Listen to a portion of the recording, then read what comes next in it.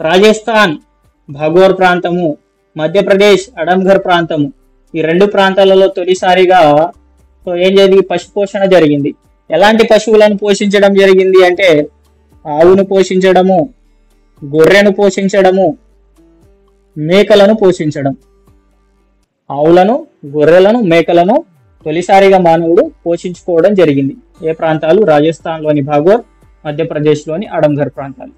Next Uttar Pradesh చొపాని మండో ప్రాంతంలో మనకు చేతితో తయారు చేయబడిన కుండలు లభ్యం కావడము. సో తొలిసారిగా చేతితో తయారు చేయబడిన కుండలు ఎక్కడ లభ్యం కావడం జరిగింది? భారతదేశంలో చొపాని మండో ప్రజలు తయారు చేయడం జరిగింది. చొపాని మండోలో లభించడం జరిగింది. కృత్రిమ గృహాల నిర్మాణము ఉత్తరప్రదేశ్లోని సరైనహర్ రాయ్ ప్రాంతంలో లభ్యం కావడం జరిగింది. కృత్రిమ గృహాల నిర్మాణం ఎప్పుడు? మధ్యశిలాయుగంలోనే జరిగింది అనే అంశం గుర్తుపెట్టుకోవాలి. నెక్స్ట్ సో ఇక్కడనే మధ్యశిలాయుగంలోనే నిప్పును కూడా మానవుడు కనుక్కుంటాడు.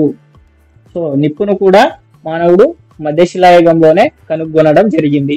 ఇది కూడా ఇంపార్టెంట్, ఇది కూడా గుర్తుపెట్టుకోవాలి. మధ్యశిలా